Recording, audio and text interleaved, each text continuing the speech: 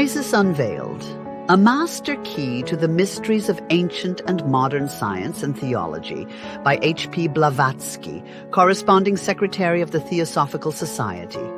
Ceci est un livre de bonne foi. Montaigne, Volume 1, Science. The author dedicates these volumes to the Theosophical Society, which was founded at New York, A.D.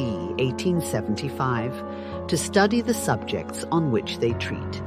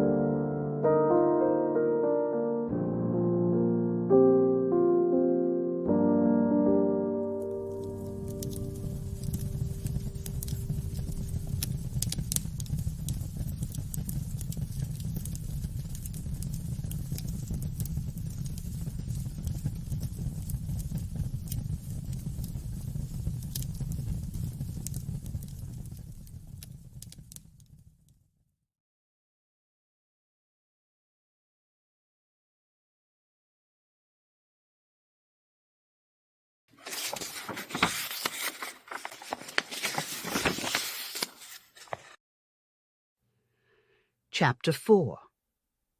Theories respecting psychic phenomena. I choose the nobler part of Emerson, when, after various disenchantments, he exclaimed, "I covet truth. The gladness of true heroism visits the heart of him who is really competent to say this." Tyndall. Fragments of Science. A testimony is sufficient when it rests on 1. A great number of very sensible witnesses who agree in having seen well. 2. Who are sane, bodily and mentally. 3. Who are impartial and disinterested. 4. Who unanimously agree. 5. Who solemnly certify to the fact. Voltaire, Dictionnaire philosophique. The Count Agénor de Gasperin is a devoted Protestant. His battle with Desmousseaux, de Mireville, and other fanatics who laid the whole of the spiritual phenomena at the door of Satan was long and fierce.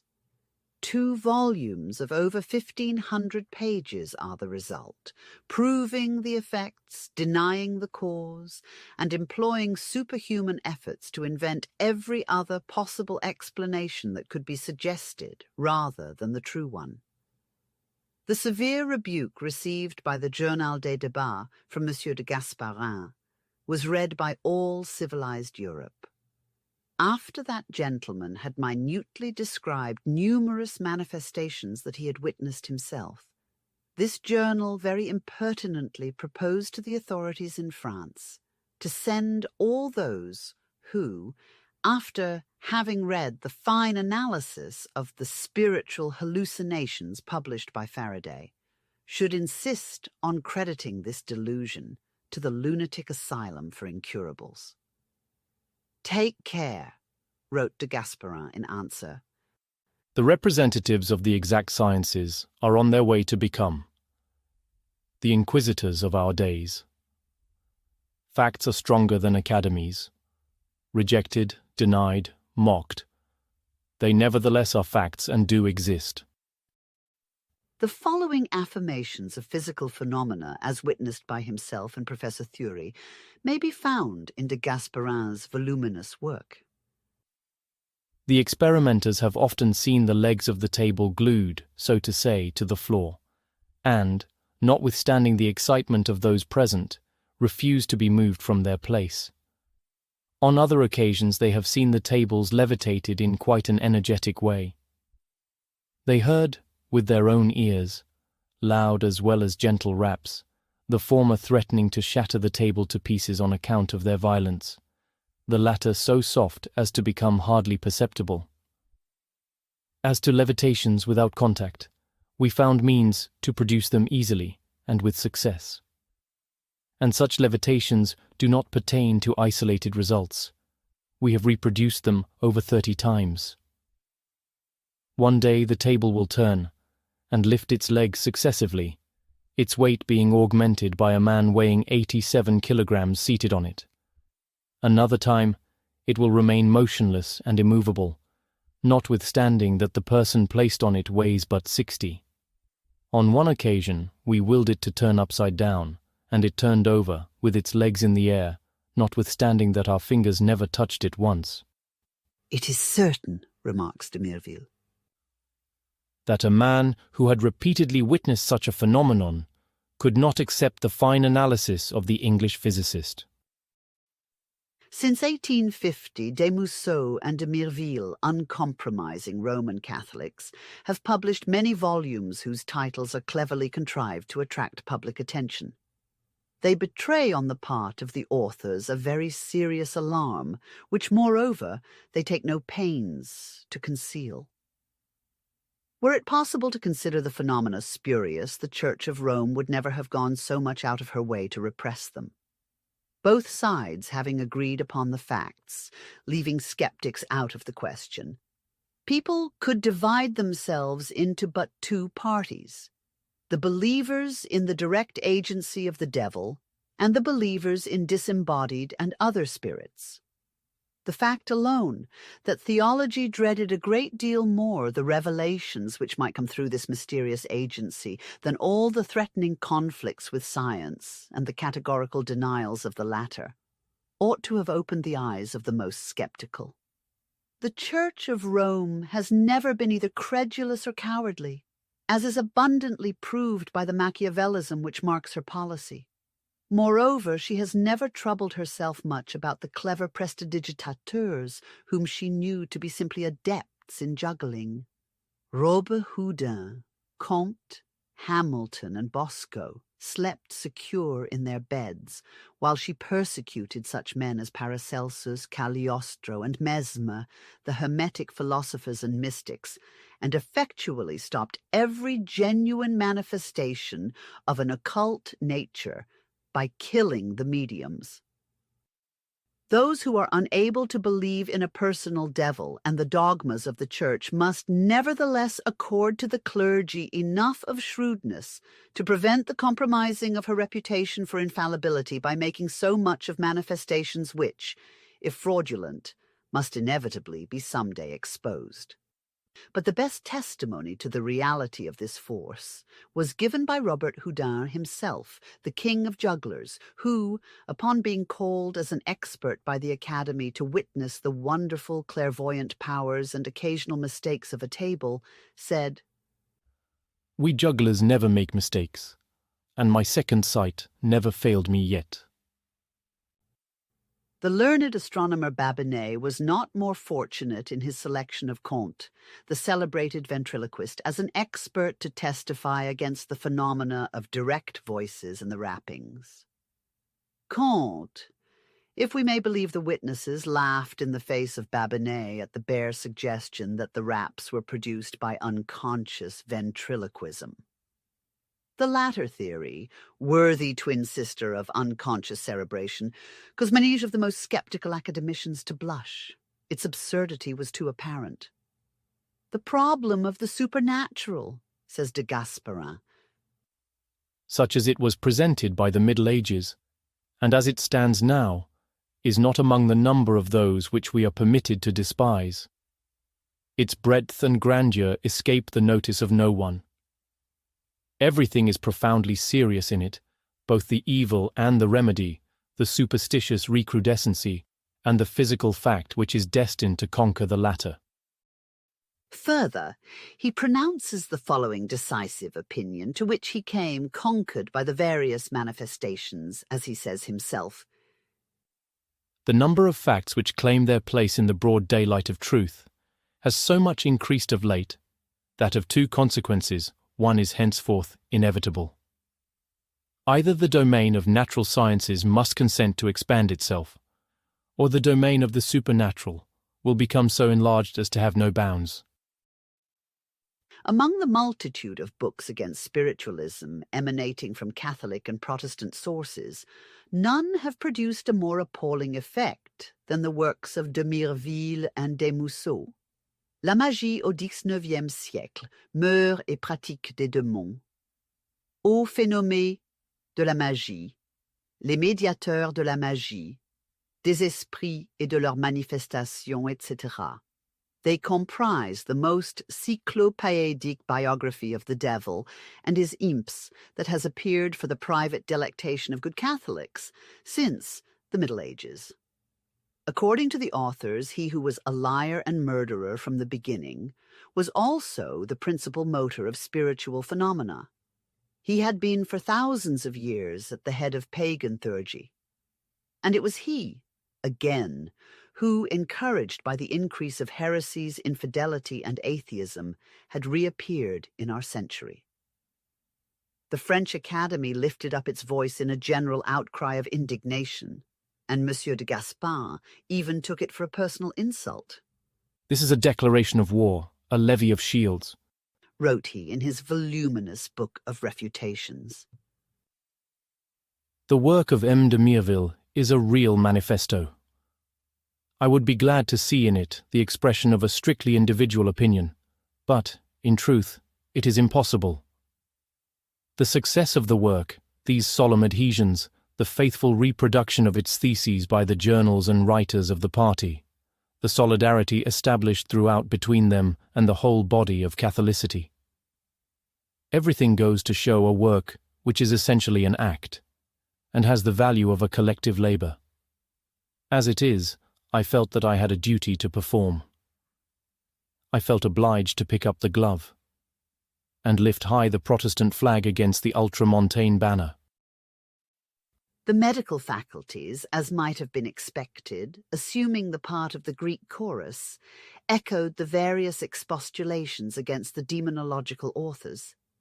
The medico-psychological annals, edited by Doctors Brière de Boismont and Cerise, published the following. "Outside these controversies of antagonistical parties, never in our country did a writer dare to face, with a more aggressive serenity, the sarcasms, the scorn of what we term common sense, and, as if to defy and challenge at the same time, thundering peals of laughter and shrugging of shoulders. The author strikes an attitude, and placing himself with effrontery before the members of the Academy, addresses to them what he modestly terms his memoir on the devil." That was a cutting insult to the academicians, to be sure, but ever since 1850 they seem to have been doomed to suffer in their pride more than most of them can bear. The idea of asking the attention of the 40 immortals to the pranks of the devil. They vowed revenge and, leaguing themselves together, propounded a theory which exceeded in absurdity even de Mireville's demonolatry. Dr. Royer and Jobart de Lamballe, both celebrities in their way, formed an alliance and presented to the Institute a German whose cleverness afforded, according to his statement, the key to all the knockings and rappings of both hemispheres. "We blush," remarks the Marquis de Mireville, "to say that the whole of the trick consisted simply in the reiterated displacement of one of the muscular tendons of the legs. Great demonstration of the system in full sitting of the Institute, and on the spot. Expressions of academical gratitude for this interesting communication, and a few days later, a full assurance given to the public by a professor of the medical faculty that scientists, having pronounced their opinion, the mystery was at last unravelled." But such scientific explanations neither prevented the phenomenon from quietly following its course, nor the two writers on demonology from proceeding to expound their strictly orthodox theories. Denying that the Church had anything to do with his books, Desmousseaux gravely gave the Academy, in addition to his memoir, the following interesting and profoundly philosophical thoughts on Satan. "The devil is the chief pillar of faith.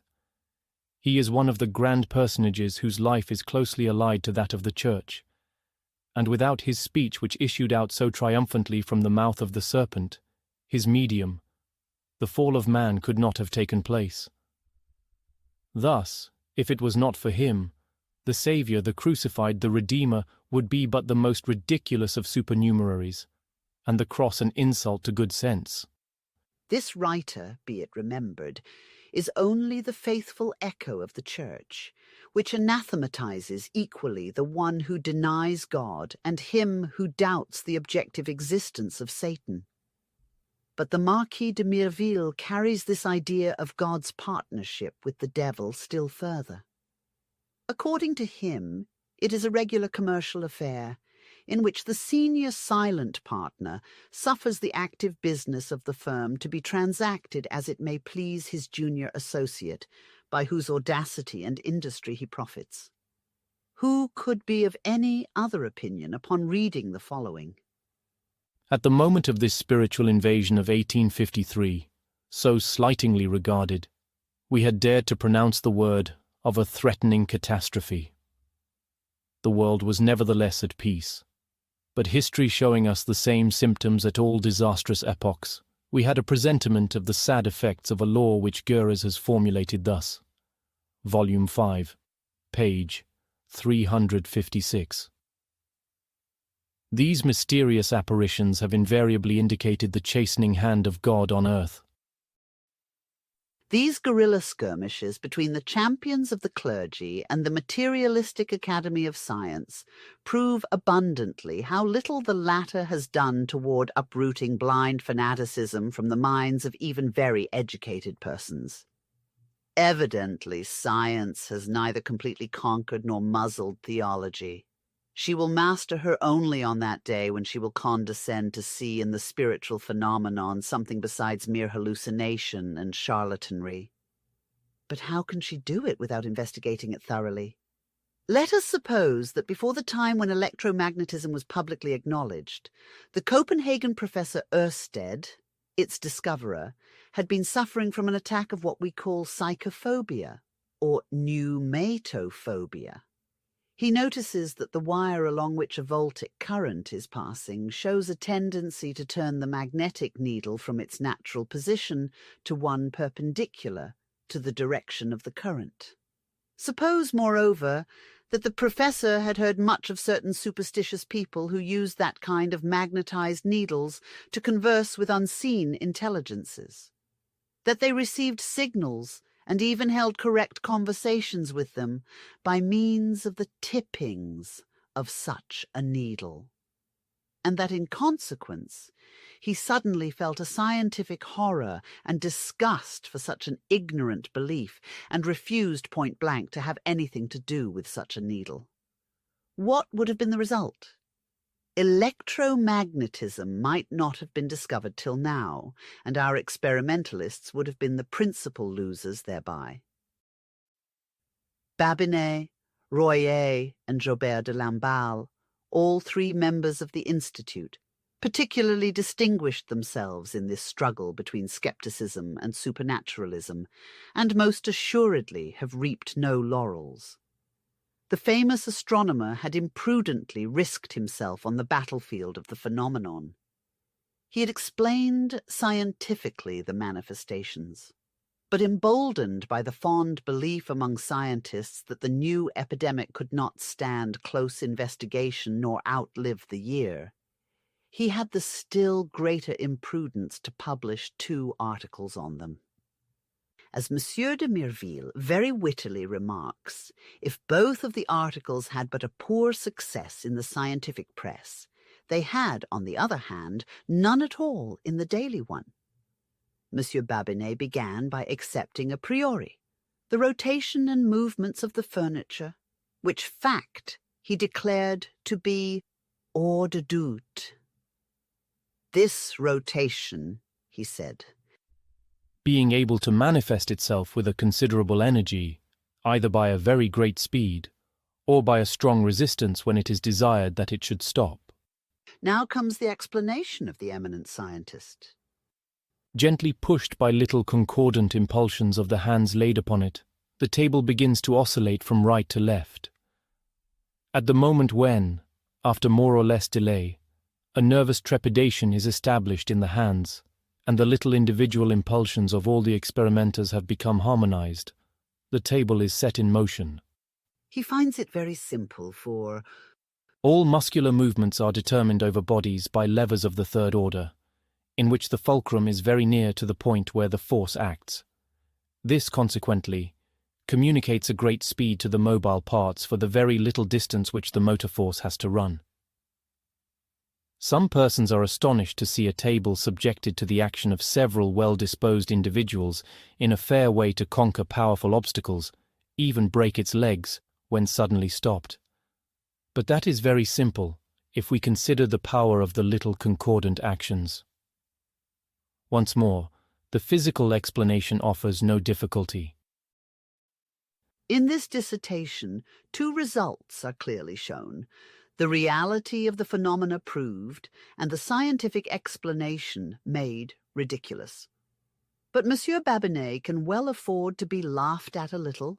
He knows, as an astronomer, that dark spots are to be found even in the sun.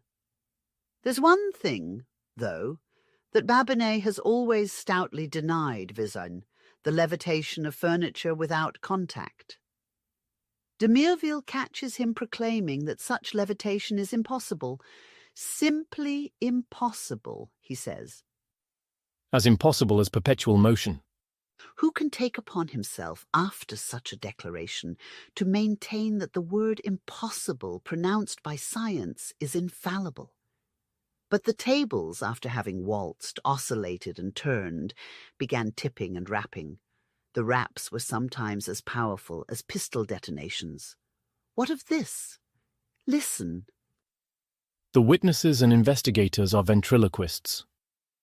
De Mirville refers us to the Revue des Deux Mondes, in which is published a very interesting dialogue, invented by Monsieur Babinet speaking of himself to himself, like the Chaldean Ensoph of the Kabbalists. What can we finally say of all these facts brought under our observation? Are there such raps produced? Yes. Do such raps answer questions? Yes. Who produces these sounds? The mediums. By what means? By the ordinary acoustic method of the ventriloquists. But we were given to suppose that these sounds might result from the cracking of the toes and fingers? No, for then they would always proceed from the same point, and such is not the fact. Now, asks de Mirville, what are we to believe of the Americans and their thousands of mediums who produce the same raps before millions of witnesses? Ventriloquism, to be sure, answers Babinet. But how can you explain such an impossibility? The easiest thing in the world. Listen only. All that was necessary to produce the first manifestation in the first house in America was a street boy knocking at the door of a mystified citizen, perhaps with a leaden ball attached to a string. And if Mr. Weekman, the first believer in America, when he watched for the third time, heard no shouts of laughter in the street, it is because of the essential difference which exists between a French street Arab and an English or transatlantic one, the latter being amply provided with what we call Assad merriment, gait triste. Truly, says de Mirville in his famous reply to the attacks of de Gasperin, Babinet, and other scientists. And thus, according to our great physicist, the tables turn very quickly, very energetically, resist likewise, and as Monsieur de Gasperin has proved, they levitate without contact. Said a minister, with 3 words of a man's handwriting, I take upon myself to have him hung. With the above 3 lines, we take upon ourselves, in our turn, to throw into the greatest confusion the physicists of all the globe, or rather to revolutionize the world. If at least Monsieur de Babinet had taken the precaution of suggesting, like Monsieur de Gasperin, some yet unknown law or force, for this would cover the whole ground. But it is in the notes embracing the facts and physical theories that we find the acme of the consistency and logic of Babinet as an expert investigator on the field of spiritualism. It would appear that M. de Mireville, in his narrative of the wonders manifested at the Presbytère de Cideville, was much struck by the marvellousness of some facts. Though authenticated before the inquest and magistrates, they were of so miraculous a nature as to force the demonological author himself to shrink from the responsibility of publishing them. These facts were as follows. At the precise moment predicted by a sorcerer, Case of revenge. a violent clap of thunder was heard above one of the chimneys of the presbytery, after which the fluid descended with a formidable noise through that passage, threw down believers as well as skeptics, as to the power of the sorcerer, who were warming themselves by the fire, and, having filled the room with a multitude of fantastic animals, returned to the chimney, and having reascended it, disappeared, after producing the same terrible noise. As, Adds de Mireville, we were already but too rich in facts, we recoiled before this new enormity added to so many others. But Babinet, who in common with his learned colleagues had made such fun of the two writers on demonology, and who was determined, moreover, to prove the absurdity of all like stories, felt himself obliged to discredit the above-mentioned fact of the Cideville phenomena by presenting one still more incredible. We yield the floor to M. Babinet himself. The following circumstance which he gave to the Academy of Sciences on July 5, 1852, can be found without further commentary, and merely as an instance of a sphere-like lightning in the Oeuvre de F. Arago, Volume 1, page 52. We offer it verbatim. After a strong clap of thunder, says M. Babinet, But not immediately following it, a tailor apprentice, living in the Rue Saint-Jacques, was just finishing his dinner, when he saw the paper screen which shut the fireplace fall down, as if pushed out of its place by a moderate gust of wind. Immediately after that he perceived a globe of fire, as large as the head of a child, come out quietly and softly from within the grate, and slowly move about the room, without touching the bricks of the floor. The aspect of this fire globe was that of a young cat, of middle size, moving itself without the use of its paws. The fire globe was rather brilliant and luminous than hot or inflamed, and the tailor had no sensation of warmth. This globe approached his feet like a young cat, which wishes to play and rub itself against the legs, as is habitual to these animals. But the apprentice withdrew his feet from it, and moving with great caution, avoided contact with the meteor. The latter remained for a few seconds moving about his legs, the tailor examining it with great curiosity and bending over it. After having tried several excursions in opposite directions, but without leaving the center of the room, the fire globe elevated itself vertically to the level of the man's head, who, to avoid its contact with his face, threw himself backward on his chair. Arrived at about a yard from the floor, the fire globe slightly lengthened, took an oblique direction toward a hole in the wall over the fireplace, at about the height of a meter above the mantelpiece. This hole had been made for the purpose of admitting the pipe of a stove in winter, but according to the expression of the tailor, the thunder could not see it, for it was papered over like the rest of the wall. The fire globe went directly to that hole, unglued the paper without damaging it, and reascended the chimney. When it arrived at the top, which it did very slowly, at least 60 feet above ground, it produced a most frightful explosion, which partly destroyed the chimney. etc.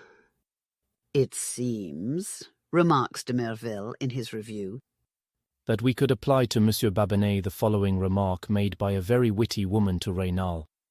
If you are not a Christian, it is not for lack of faith. It was not alone believers who wondered at the credulity displayed by M. Babinet in persisting to call the manifestation a meteor, for Dr. Boudin mentions it very seriously in a work on lightning he was just then publishing. If these details are exact, says the doctor, as they seem to be, since they are admitted by Messieurs Babinet and Arago, it appears very difficult for the phenomenon to retain its appellation of sphere-shaped lightning. However, we leave it to others to explain, if they can, the essence of a fire globe emitting no sensation of heat, having the aspect of a cat, slowly promenading in a room, which finds means to escape by reascending the chimney through an aperture in the wall, covered over with a paper which it unglues without damaging. We are of the same opinion, adds the Marquis. As the learned doctor, on the difficulty of an exact definition, and we do not see why we should not have in future lightning in the shape of a dog, of a monkey, etc., etc. One shudders at the bare idea of a whole meteorological menagerie, which, thanks to thunder, might come down to our rooms to promenade themselves at will. Says de Gasperin in his monster volume of refutations. In questions of testimony, certitude must absolutely cease the moment we cross the borders of the supernatural. The line of demarcation not being sufficiently fixed and determined, which of the opponents is best fitted to take upon himself the difficult task? Which of the two is better entitled to become the public arbiter? Is it the party of superstition, which is supported in its testimony by the evidence of many thousands of people? For nearly 2 years they crowded the country, where were daily manifested the unprecedented miracles of Cideville, now nearly forgotten among other countless spiritual phenomena.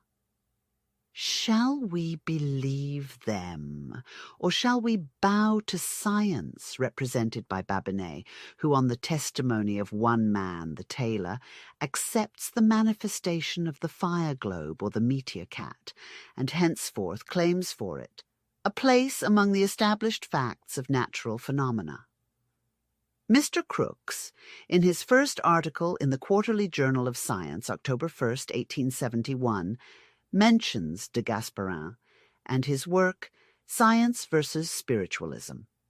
He remarks that the author finally arrived at the conclusion that all these phenomena are to be accounted for by the action of natural causes and do not require the supposition of miracles nor the intervention of spirits and diabolical influences. Gasperin considers it as a fact fully established by his experiments that the will, in certain states of organism, can act at a distance on inert matter, and most of his work is devoted to ascertaining the laws and conditions under which this action manifests itself. Precisely. But as the work of de Gasperin called forth numberless answers, defences, and memoirs, it was then demonstrated by his own work that as he was a Protestant, in point of religious fanaticism, he was as little to be relied upon as Desmousseaux and de Mireville. The former is a profoundly pious Calvinist, while the two latter are fanatical Roman Catholics. Moreover, the very words of de Gasperin betray the spirit of partisanship. I feel I have a duty to perform. I lift high the Protestant flag against the ultramontane banner. That etc. In such matters as the nature of the so-called spiritual phenomena, no evidence can be relied upon except the disinterested testimony of cold, unprejudiced witnesses and science. Truth is one, and legion is the name for religious sects, every one of which claims to have found the unadulterated truth. As the devil is the chief pillar of the Catholic Church, so all supernaturalism and miracles ceased, in de Gasperin's opinion, with apostleship. But Mr. Crookes mentioned another eminent scholar, Thury, of Geneva, professor of natural history, who was a brother investigator with Gasperin in the phenomena of Valère. This professor contradicts point-blank the assertions of his colleague. The first and most necessary condition, says Gasperin, is the will of the experimenter. Without the will, one would obtain nothing.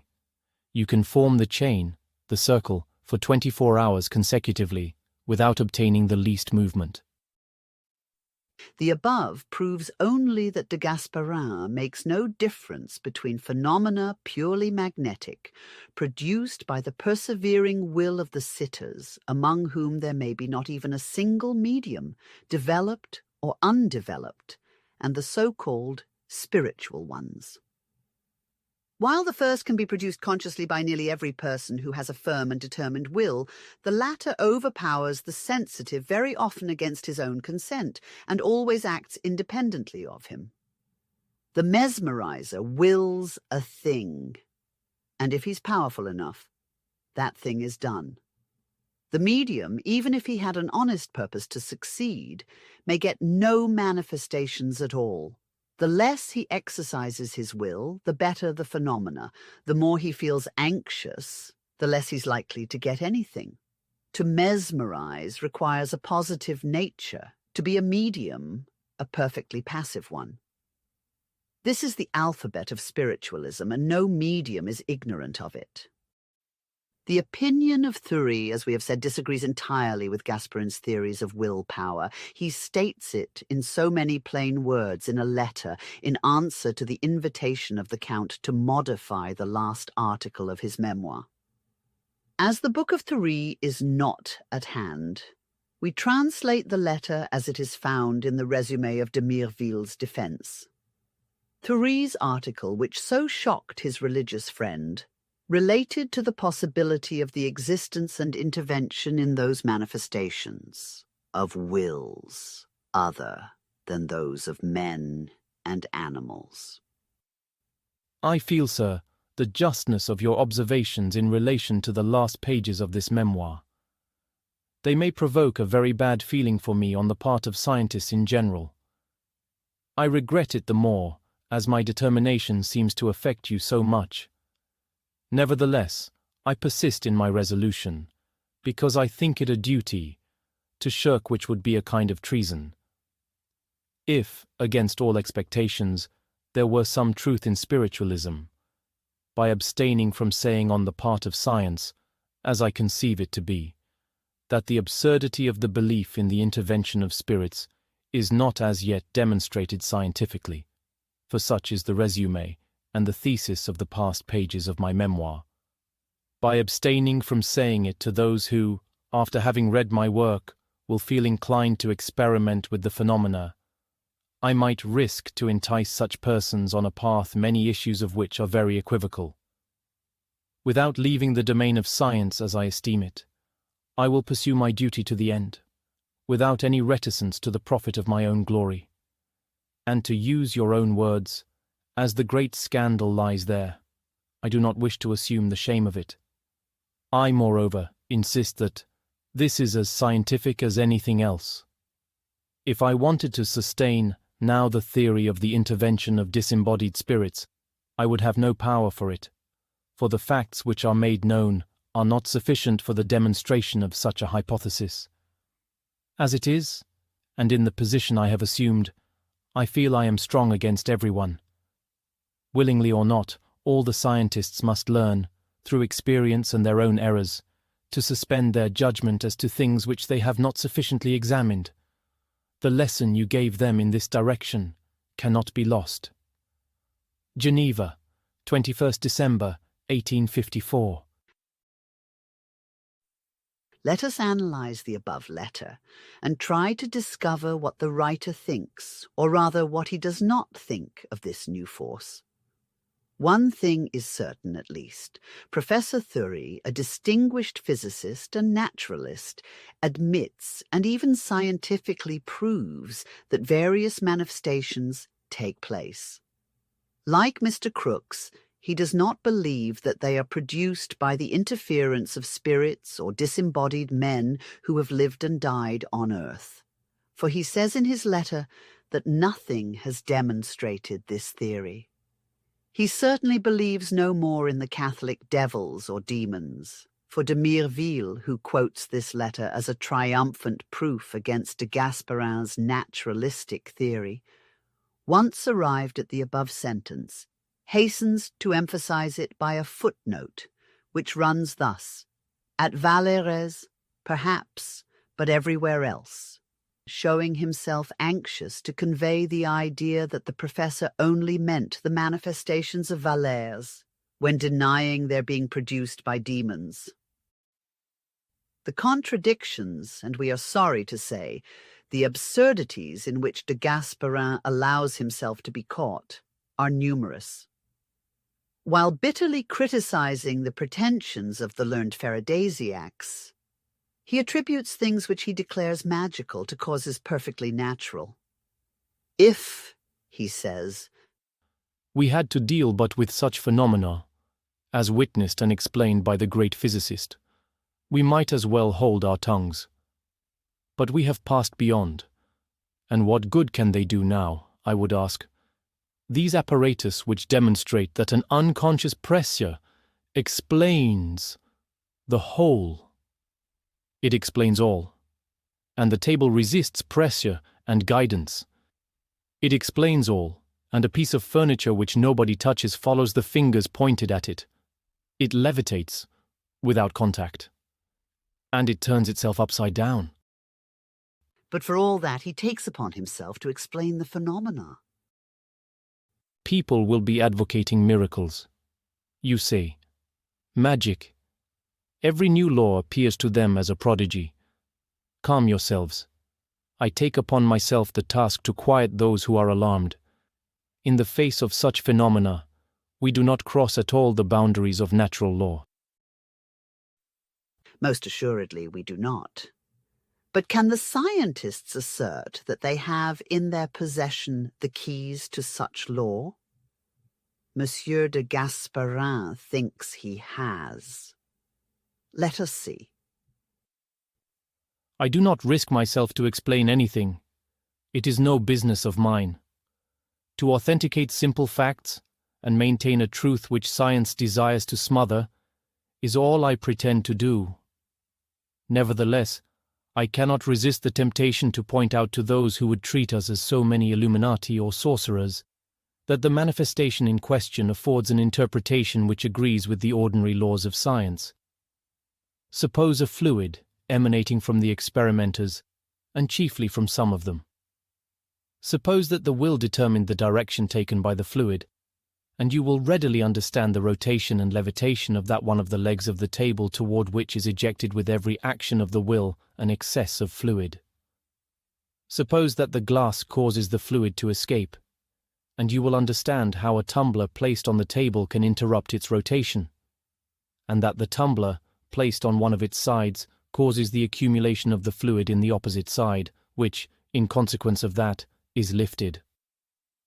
If every one of the experimenters were clever mesmerizers, the explanation, minus certain important details, might be acceptable. So much for the power of human will on inanimate matter, according to the learned minister of Louis Philippe. But how about the intelligence exhibited by the table? What explanation does he give as to answers obtained through the agency of this table to questions? Answers which could not possibly have been the reflections of the brain of those present, one of the favourite theories of de Gasperin, for their own ideas were quite the reverse of the very liberal philosophy given by this wonderful table. On this he is silent. Anything but spirits, whether human, satanic, or elemental. Thus, the simultaneous concentration of thought and the accumulation of fluid will be found no better than the unconscious cerebration and psychic force of other scientists. We must try again, and we may predict beforehand that the 1,001 theories of science will prove of no avail until they will confess that this force, far from being a projection of the accumulated wills of the circle, is, on the contrary, a force which is abnormal, foreign to themselves, and supra-intelligent. Professor Thury, who denies the theory of departed human spirits, rejects the Christian devil doctrine, and shows himself unwilling to pronounce in favor of Crookes's theory, the sixth, that of the Hermetists and ancient theurgists, adopts the one, which he says in his letter is the most prudent and makes him feel strong against everyone. Moreover, he accepts as little of de Gasperin's hypothesis of unconscious willpower. This is what he says in his work. As to the announced phenomena, such as the levitation without contact and the displacement of furniture by invisible hands, unable to demonstrate their impossibility, a priori, no one has the right to treat as absurd the serious evidences which affirm their occurrence. As to the theory proposed by M. de Gasperin, Thury judges it very severely.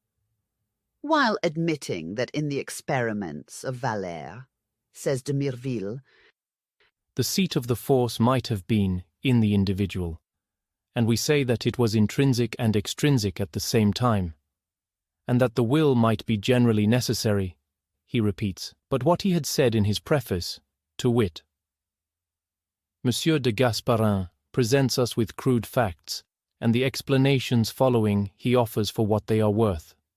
Breathe on them, and not many will be found standing after this. No, very little, if anything, will remain of his explanations. As to facts, they are henceforth demonstrated. As Mr. Crookes tells us, Professor Thury refutes all these explanations and considers the effects due to a peculiar substance, fluid, or agent, pervading in a manner similar to the luminiferous ether of the scientists. All matter, nervous, organic, or inorganic, which he terms psychode. He enters into full discussion as to the properties of this state, or form, or matter, and proposes the term actinic force, for the power exerted when the mind acts at a distance through the influence of the psychode.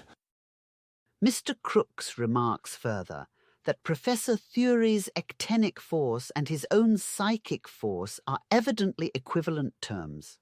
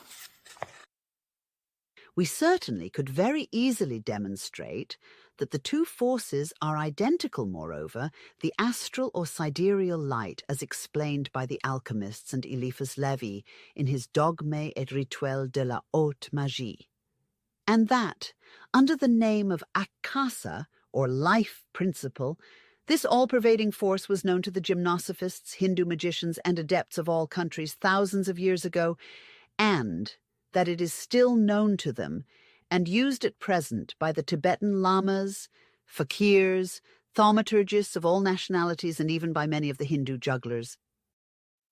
In many cases of trance, artificially induced by mesmerization, it is also quite possible, even quite probable, that it is the spirit of the subject which acts under the guidance of the operator's will. But if the medium remains conscious and psychophysical phenomena occur which indicate a directing intelligence, then, unless it be conceded that he is a magician and can project his double, physical exhaustion can signify nothing more than nervous prostration. The proof that he is the passive instrument of unseen entities controlling occult potencies seems conclusive.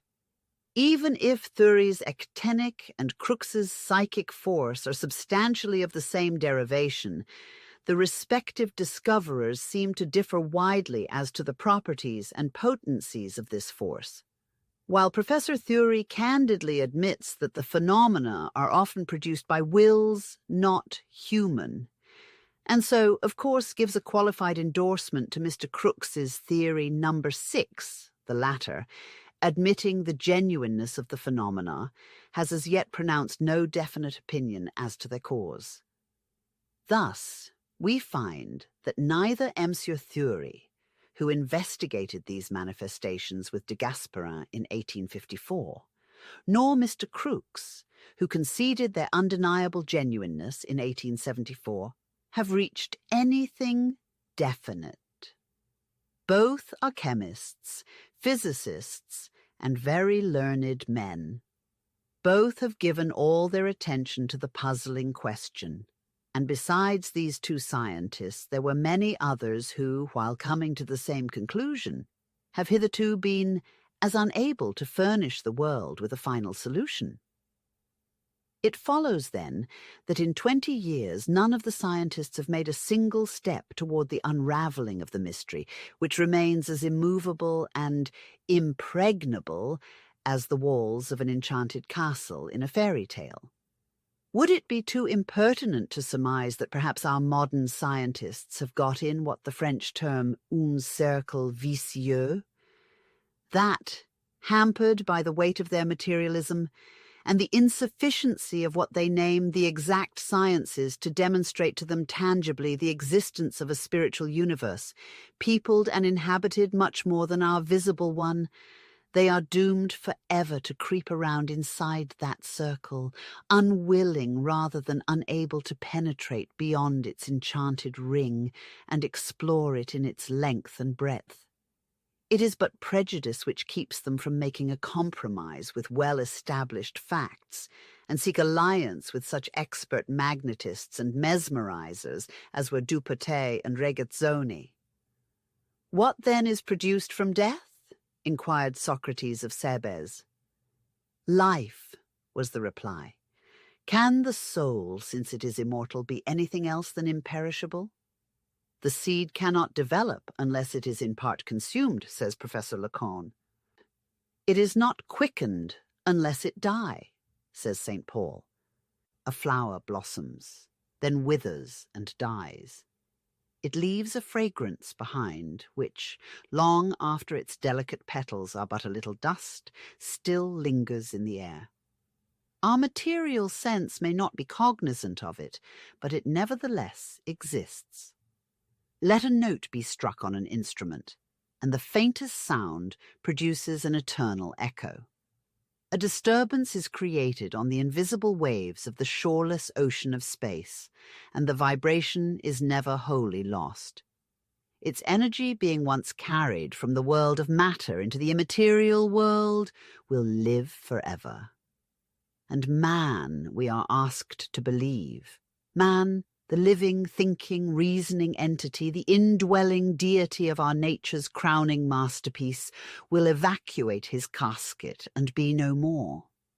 Would the principle of continuity which exists even for the so-called inorganic matter, for a floating atom, be denied to the spirit whose attributes are consciousness, memory, mind, love? Really, the very idea is preposterous. The more we think and the more we learn, the more difficult it becomes for us to account for the atheism of the scientist. We may readily understand that a man ignorant of the laws of nature, unlearned in either chemistry or physics, may be fatally drawn into materialism through his very ignorance, his incapacity of understanding the philosophy of the exact sciences or drawing any inference by analogy from the visible to the invisible. A natural-born metaphysician, an ignorant dreamer, may awake abruptly and say to himself, "I dreamed it. I have no tangible proof of that which I imagined. It is all illusion," etc. But for a man of science, acquainted with the characteristics of the universal energy, to maintain that life is merely a phenomenon of matter, a species of energy, amounts simply to a confession of his own incapability of analyzing and properly understanding the alpha and the omega even of that, matter. Sincere skepticism as to the immortality of man's soul is a malady, a malformation of the physical brain, and has existed in every age. As there are infants born with a caul upon their heads, so there are men who are incapable to their last hour of ridding themselves of that kind of caul, evidently enveloping their organs of spirituality. But it is quite another feeling which makes them reject the possibility of spiritual and magical phenomena. The true name for that feeling is vanity. We can neither produce nor explain it, hence it does not exist, and moreover could never have existed. Such is the irrefutable argument of our present-day philosophers. Some 30 years ago, E. Salverte startled the world of the credulous by his work, The Philosophy of Magic. The book claimed to unveil the whole of the miracles of the Bible as well as those of the pagan sanctuaries. Its resume ran thus: long ages of observation, a great knowledge for those days of ignorance of natural sciences and philosophy, imposture, legerdemain, optics, phantasmagoria, exaggeration. Final and logical conclusion: thaumaturgists, prophets, magicians, rascals, and knaves, the rest of the world fools. Among many other conclusive proofs, the reader can find him offering the following. The enthusiastic disciples of Iamblichus affirmed that when he prayed, he was raised to the height of 10 cubits from the ground, and dupes to the same metaphor, although Christians have had the simplicity to attribute a similar miracle to St. Clare and St. Francis of Assisi. Hundreds of travellers claim to have seen fakirs produce the same phenomena, and they were all thought either liars or hallucinated. But it was but yesterday that the same phenomenon was witnessed and endorsed by a well-known scientist. It was produced under test conditions, declared by Mr. Crookes to be genuine, and to be beyond the possibility of an illusion or a trick. And so was it manifested many a time before and attested by numerous witnesses, though the latter are now invariably disbelieved. Peace to thy scientific ashes, O credulous Eusebio Salverti. Who knows but before the close of the present century popular wisdom will have invented a new proverb, as incredibly credulous as a scientist. Why should it appear so impossible that when the spirit is once separated from its body, it may have the power to animate some evanescent form, created out of that magical psychic or actinic or ethereal force, with the help of the elementaries who furnish it with the sublimated matter of their own bodies? The only difficulty is to realize the fact that surrounding space is not an empty void, but a reservoir filled to repletion with the models of all things that ever were, that are, and that will be, and with beings of countless races, unlike our own.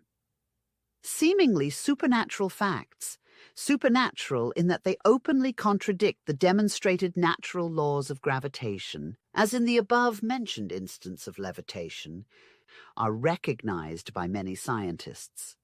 Everyone who has dared to investigate with thoroughness has found himself compelled to admit their existence. Only in their unsuccessful efforts to account for the phenomena on theories based on the laws of such forces as were already known, some of the highest representatives of science have involved themselves in inextricable difficulties. In his Résumé de Mirabeau describes the argumentation of these adversaries of spiritualism as consisting of 5 paradoxes, which he terms distractions. First distraction, that of Faraday, who explains the table phenomenon by the table which pushes you in consequence of the resistance which pushes it back. Second distraction, that of Babinet, explaining all the communications by raps, which are produced, as he says, in good faith and with perfect conscientiousness, correct in every way and sense, by ventriloquism, the use of which faculty implies of necessity, bad faith. Third distraction, that of Dr. Chevreuil, explaining the faculty of moving furniture without contact by the preliminary acquisition of that faculty. Fourth distraction, that of the French Institute and its members who consent to accept the miracles on condition that the latter will not contradict in any way those natural laws with which they are acquainted. Fifth distraction, that of Monsieur de Gasperin, introducing as a very simple and perfectly elementary phenomenon that which everyone rejects, precisely because no one ever saw the like of it. While the great, world-known scientists indulge in such fantastic theories, some less-known neurologists find an explanation for occult phenomena of every kind in an abnormal effluvium resulting from epilepsy. Another would treat mediums, and poets too, we may infer, with asafoetida and ammonia, and declare every one of the believers in spiritual manifestations lunatics and hallucinated mystics. To the latter lecturer and professed pathologist is commended that sensible bit of advice, to be found in the New Testament, "Physician, heal thyself." Truly, no sane man would so sweepingly charge insanity upon 446 millions of people in various parts of the world who believe in the intercourse of spirits with ourselves. Considering all this, it remains to us but to wonder at the preposterous presumption of these men, who claim to be regarded by right of learning as the high priests of science, to classify a phenomenon they know nothing about. Surely several millions of their countrymen and women, if deluded, deserve at least as much attention as potato bugs or grasshoppers. But instead of that, what do we find? The Congress of the United States, at the demand of the American Association for the Advancement of Science, enacts statutes for organization of national insect commissions. Chemists are busying themselves in boiling frogs and bugs. Geologists amuse their leisure by osteological surveys of armor-plated ganoids and discuss the odontology of the various species of dinichthys. And entomologists suffer their enthusiasm to carry them to the length of supping on grasshoppers, boiled, fried, and in soup. Meanwhile, millions of Americans are either losing themselves in the maze of crazy delusions, according to the opinion of some of these very learned encyclopedists, or perishing physically from nervous disorders brought on or brought out by mediumistic diathesis. At one time, there was reason to hope that Russian scientists would have undertaken the task of giving the phenomena a careful and impartial study. A commission was appointed by the Imperial University of St. Petersburg, with Professor Mendeleev, the great physicist, at its head. The advertised program provided for a series of 40 séances to test mediums, and invitations were extended to all of this class who chose to come to the Russian capital and submit their powers to examination. As a rule, they refused, doubtless from a prevision of the trap that had been laid for them. After 8 sittings, upon a shallow pretext, and just when the manifestations were becoming interesting, the commission prejudged the case and published a decision adverse to the claims of mediumism. Instead of pursuing dignified scientific methods, they set spies to peep through the keyholes. Professor Mendeleev declared in a public lecture that spiritualism, or any such belief in our soul's immortality, was a mixture of superstition, delusion, and fraud. adding that every manifestation of such nature, including mind-reading, trance, and other psychological phenomena, we must suppose, could be and was produced by means of clever apparatus and machinery concealed under the clothing of mediums. After such a public exhibition of ignorance and prejudice, Mr. Butleroff, professor of chemistry at the St. Petersburg University, and Mr. Aksakoff, Councillor of State in the same city, who had been invited to assist on the Committee for Mediums, became so disgusted that they withdrew. Having published their protests in the Russian papers, they were supported by the majority of the press, who did not spare either Mendeleev or his officious committee with their sarcasms. The public acted fairly in that case. 130 names of the most influential persons of the best society of St. Petersburg, many of them no spiritualists at all, but simply investigators, added their signatures to the well-deserved protest. The inevitable result of such a procedure followed. Universal attention was drawn to the question of spiritualism. Private circles were organized throughout the empire. Some of the most liberal journals began to discuss the subject. And as we write, a new commission is being organized to finish the interrupted task. But now, as a matter of course, they will do their duty less than ever.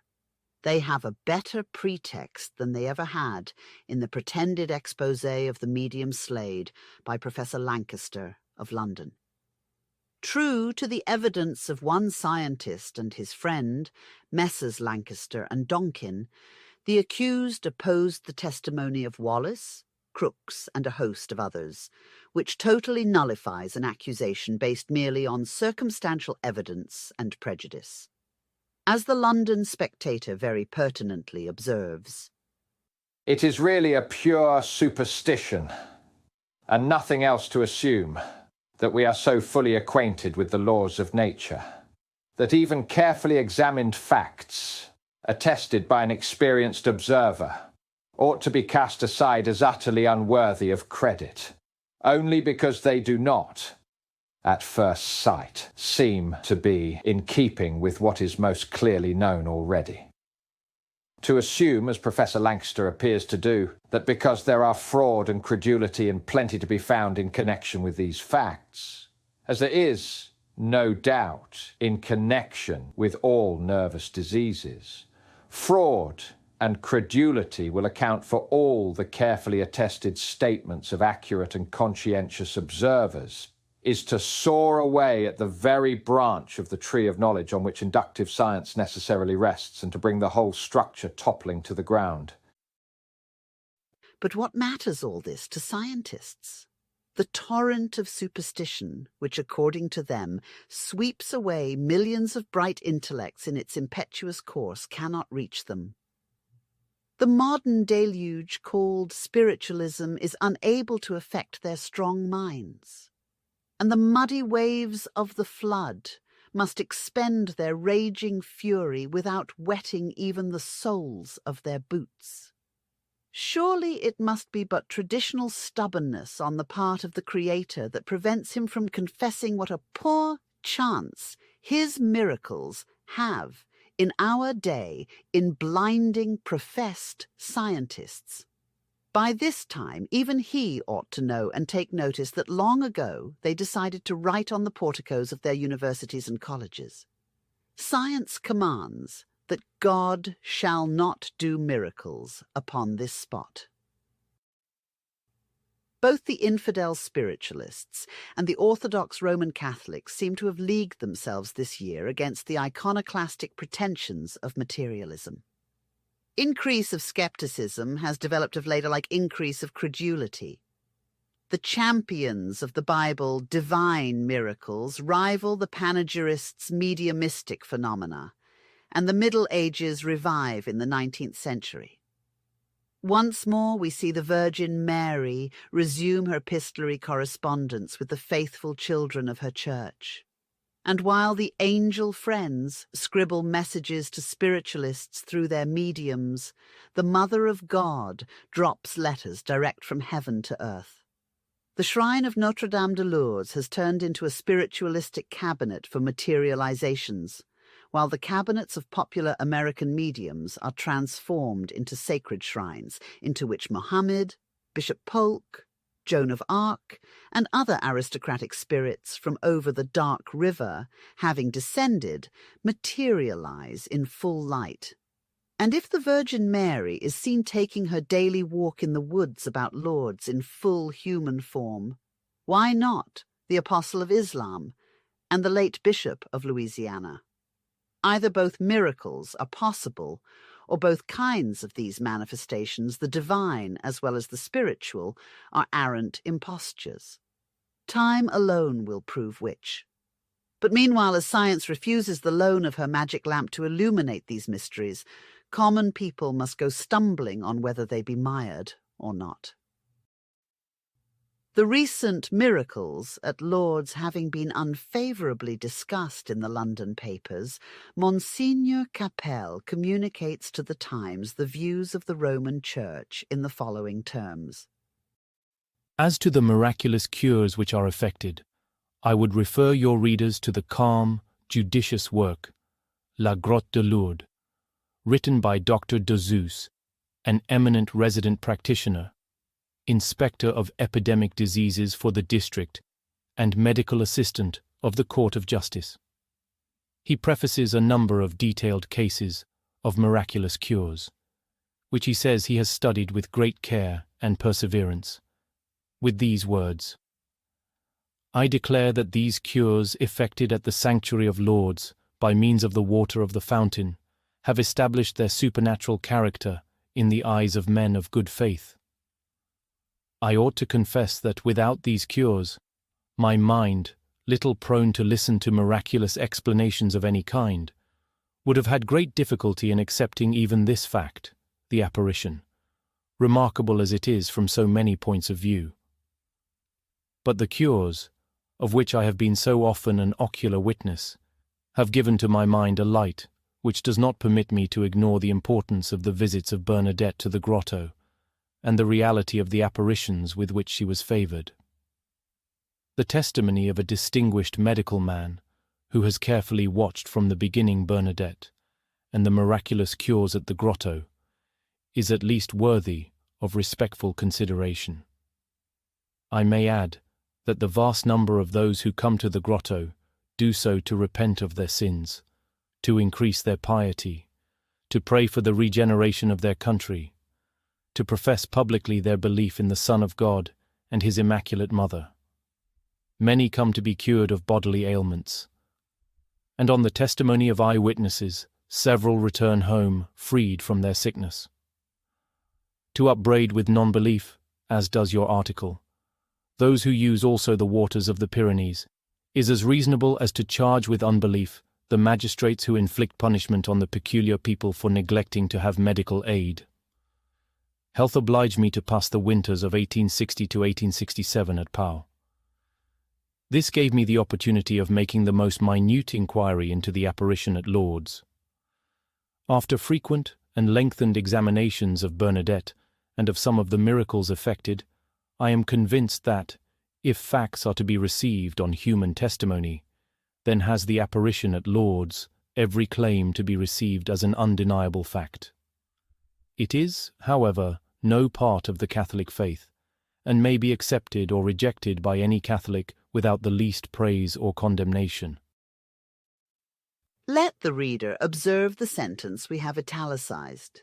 This makes it clear that the Catholic Church, despite her infallibility and her liberal postage convention with the kingdom of heaven, is content to accept even the validity of divine miracles upon human testimony. Now, when we turn to the report of Mr. Huxley's recent New York lectures on evolution, we find him saying that it is upon human historical evidence that we depend for the greater part of our knowledge for the doings of the past. In a lecture on biology, he has said, Every man who has the interest of truth at heart must earnestly desire that every well-founded and just criticism that can be made should be made. But it is essential that the critic should know what he is talking about. An aphorism that its author should recall when he undertakes to pronounce upon psychological subjects. Add this to his views, as expressed above, and who could ask a better platform upon which to meet him? Here we have a representative materialist and a representative Catholic prelate enunciating an identical view of the sufficiency of human testimony to prove facts that it suits the prejudices of each to believe. After this, what need for either the student of occultism or even the spiritualist to hunt about for endorsements of the argument they have so long and so persistently advanced, that the psychological phenomena of ancient and modern thaumaturgists being superabundantly proven upon human testimony must be accepted as facts? Church and college having appealed to the tribunal of human evidence, they cannot deny the rest of mankind an equal privilege. One of the fruits of the recent agitation in London of the subject of mediumistic phenomena is the expression of some remarkably liberal views on the part of the secular press. In any case, we are for admitting spiritualism to a place among tolerated beliefs and letting it alone accordingly, says the London Daily News in 1876. It has many votaries who are as intelligent as most of us, and to whom any obvious and palpable defect in the evidence meant to convince must have been obvious and palpable long ago. Some of the wisest men in the world believed in ghosts, and would have continued to do so even though half a dozen persons in succession had been convicted of frightening people with sham goblins. It is not for the first time in the history of the world that the invisible world has to contend against the materialistic skepticism of soul-blind Sadducees. Plato deplores such an unbelief and refers to this pernicious tendency more than once in his works. From Kapila, the Hindu philosopher, who many centuries before Christ demurred to the claim of the mystic yogins, that in ecstasy a man has the power of seeing deity face to face and conversing with the highest beings, down to the Voltairians of the 18th century who laughed at everything that was held sacred by other people. Each age had its unbelieving Thomases. Did they ever succeed in checking the progress of truth? No more than the ignorant bigots who sat in judgment over Galileo checked the progress of the Earth's rotation. No exposures whatever are able to vitally affect the stability or instability of a belief which humanity inherited from the first races of men, those who, if we can believe in the evolution of spiritual man as in that of the physical one, had the great truth from the lips of their ancestors, the gods of their fathers, that were on the other side of the flood. The identity of the Bible with the legends of the Hindu sacred books and the cosmogonies of other nations must be demonstrated at some future day. The fables of the mythopoeic ages will be found to have but allegorized the greatest truths of geology and anthropology. It is in these ridiculously expressed fables that science will have to look for her missing links. Otherwise, whence such strange coincidences in the respective histories of nations and peoples so widely thrown apart? Whence that identity of primitive conceptions which, fables and legends though they are termed now, contain in them nevertheless the kernel of historical facts, of a truth thickly overgrown with the husks of popular embellishment, but still a truth. Compare only this verse of Genesis 6. And it came to pass, when men began to multiply on the face of the earth, and daughters were born unto them, that the sons of God saw the daughters of men that they were fair, and they took them wives of all which they chose. There were giants in the earth in those days, etc., with this part of the Hindu cosmogony in the Vedas, which speaks of the descent of the Brahmins. The first Brahmin complains of being alone among all his brethren without a wife. Notwithstanding that the Eternal advises him to devote his days solely to the study of the sacred knowledge, Veda, the firstborn of mankind, insists. Provoked at such ingratitude, the Eternal gave Brahman a wife of the race of the Daints, or giants, from whom all the Brahmins maternally descend. Thus, the entire Hindu priesthood is descended on the one hand from the superior spirits, the sons of God, and from Dayantani, a daughter of the earthly giants, the primitive men. And they bare children to them. The same became mighty men which were of old, men of renown. The same is found in the Scandinavian cosmogonical fragment. In the Edda is given the description to Gangler by Har, one of the three informants, Har, Jafuhar, and Tredi, of the first man, called Bur, the father of Bor, who took for wife Besla, a daughter of the giant Bolthara, of the race of the primitive giants. The full and interesting narrative may be found in the Prose Edda, sections 4 through 8, in Mallet's Northern Antiquities. The same groundwork underlies the Grecian fables about the Titans, and may be found in the legend of the Mexicans, the 4 successive races of Popol Vuh. It constitutes one of the many ends to be found in the entangled and seemingly inextricable skein of mankind, viewed as a psychological phenomenon. Belief in supernaturalism would be otherwise inexplicable. To say that it sprang up and grew and developed throughout the countless ages without either cause or the least firm basis to rest upon, but merely as an empty fancy, would be to utter as great an absurdity as the theological doctrine that the universe sprang into creation out of nothing. It is too late now to kick against an evidence which manifests itself as in the full glare of noon. Liberal as well as Christian papers and the organs of the most advanced scientific authorities begin to protest unanimously against the dogmatism and narrow prejudices of scientism.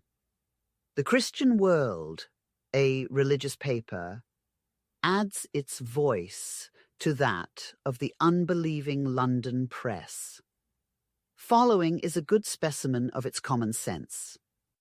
If a medium, it says, can be shown ever so conclusively to be an impostor, we shall still object to the disposition manifested by persons of some authority in scientific matters to pooh-pooh and knock on the head all careful inquiry into those subjects of which Mr. Barrett took note in his paper before the British Association. Because spiritualists have committed themselves to many absurdities, that is no reason why the phenomena to which they appeal should be scouted as unworthy of examination. They may be mesmeric or clairvoyant or something else, but let our wise men tell us what they are, and not snub us, as ignorant people too often snub inquiring youth by the easy but unsatisfactory apothegm, little children should not ask questions. Thus the time has come when the scientists have lost all right to be addressed with the Miltonian verse, O thou who, for the testimony of truth, has borne universal reproach. Sad degeneration, and one that recalls the exclamation of that doctor of physic, mentioned 180 years ago by Dr. Henry Moore, and who, upon hearing the story told of the drummer of Tedworth and of Anne Walker, cried out presently, if this be true, I have been in a wrong box all this time, and must begin my account anew. But in our century, notwithstanding Huxley's endorsement of the value of human testimony, even Dr. Henry Moore has become an enthusiast and a visionary, both of which, united in the same person, constitute a canting madman. What psychology has long lacked to make its mysterious laws better understood and applied to the ordinary as well as extraordinary affairs of life is not facts. These it has had in abundance. The need has been for their recording and classification, for trained observers and competent analysts. From the scientific body, these ought to have been supplied. If error has prevailed and superstition run riot these many centuries throughout Christendom, it is the misfortune of the common people, the reproach of science. The generations have come and gone, each furnishing its quota of martyrs to conscience and moral courage, and psychology is little better understood in our day than it was when the heavy hand of the Vatican sent those brave unfortunates to their untimely doom, and branded their memories with the stigma of heresy and sorcery.